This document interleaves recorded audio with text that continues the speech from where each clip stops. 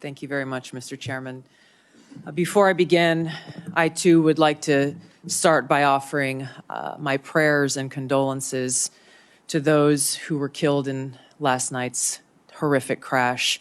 Senator Warner, Senator Moran, our condolences and prayers are with you and all of your constituents.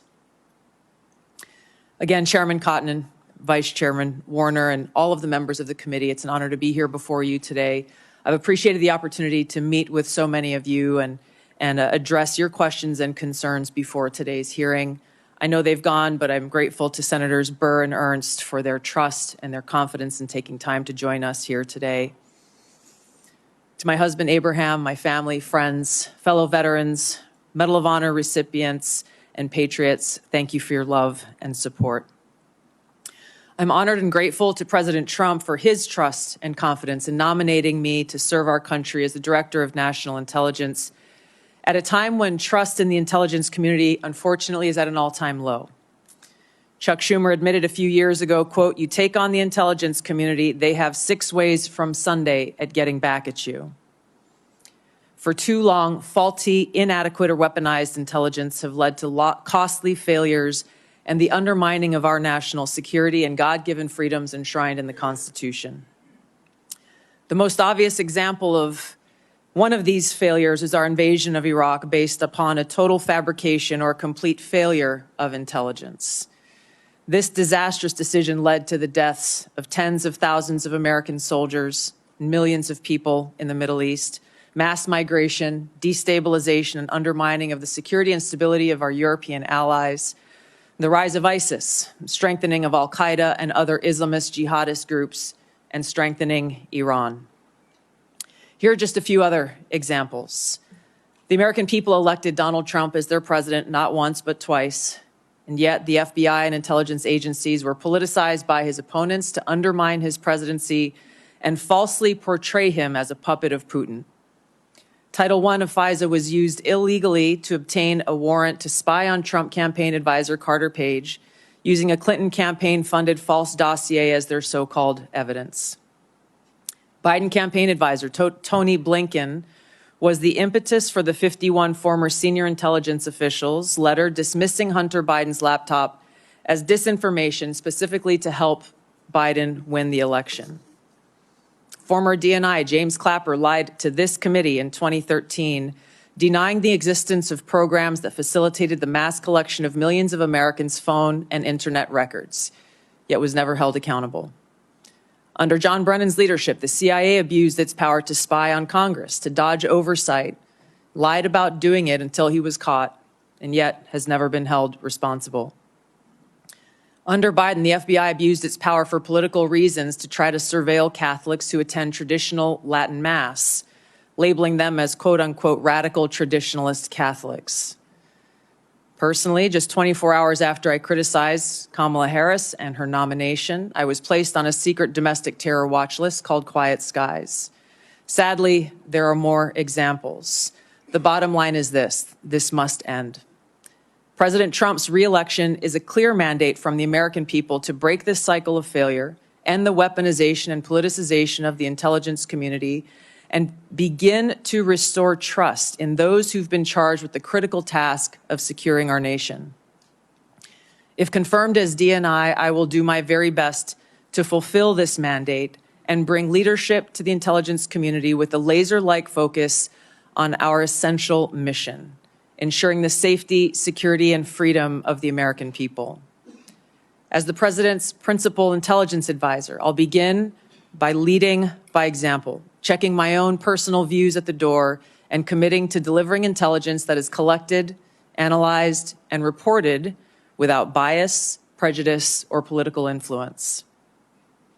I enlisted in the Army because of the horrific terrorist attack on September 11th. And volunteered to deploy to Iraq in 2005, where I served in a medical unit. After nearly 22 years in uniform with 3 combat deployments to the Middle East and Africa, I'm now a lieutenant colonel in the U.S. Army Reserve, where I serve as a battalion commander of soldiers in Oklahoma, Missouri, and Arkansas. I served in Congress for 8 years on the Homeland Security, Foreign Affairs, and Armed Services committees. And it's my experience in the military and in the halls of Congress that have given me a deep understanding of the complex challenges that our nation faces, in both roles engaging with world leaders, in both roles being privy to highly classified intelligence. So I know firsthand how essential accurate, unbiased, and timely intelligence is to the President, to Congress, and to our warfighters. I also know the heavy cost of intelligence failures and abuses. Senator Collins, you led the creation of ODNI specifically to address those intelligence failures of 9/11 and Iraq's so-called WMDs.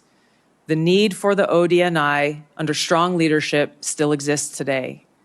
If confirmed, I'll bring my experience and fresh eyes to leading the intelligence community.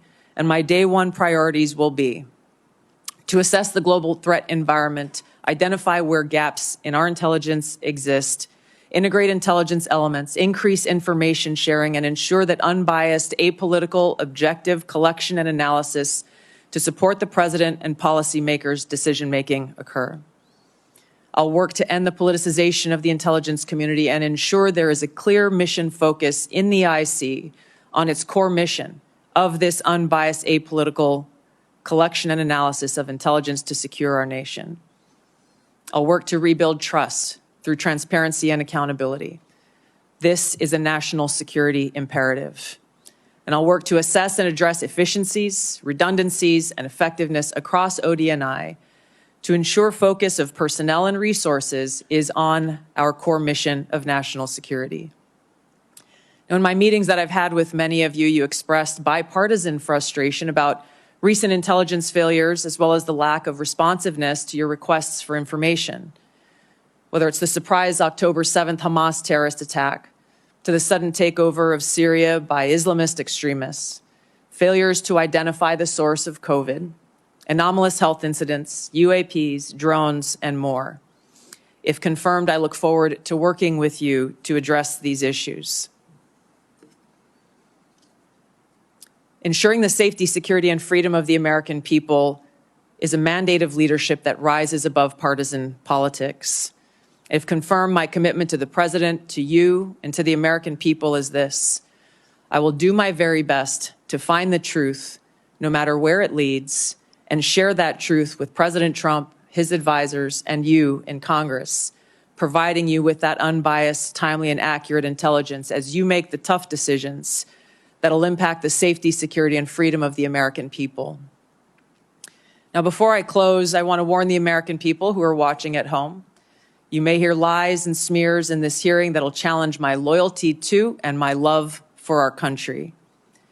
Those who oppose my nomination imply that I am loyal to something or someone other than God, my own conscience, and the Constitution of the United States, accusing me of being Trump's puppet, Putin's puppet, Assad's puppet, a guru's puppet, Modi's puppet, not recognizing the absurdity of simultaneously being the puppet of 5 different puppet masters.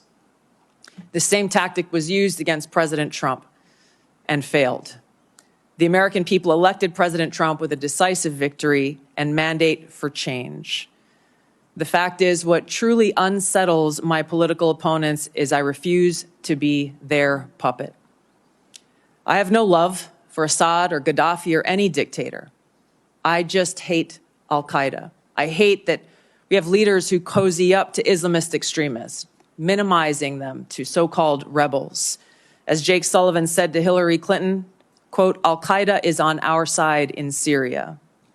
Well, Syria is now controlled by an Al-Qaeda offshoot, HTS, led by an Islamist jihadist who danced in the streets on 9/11 and who was responsible for the killing of many American service members.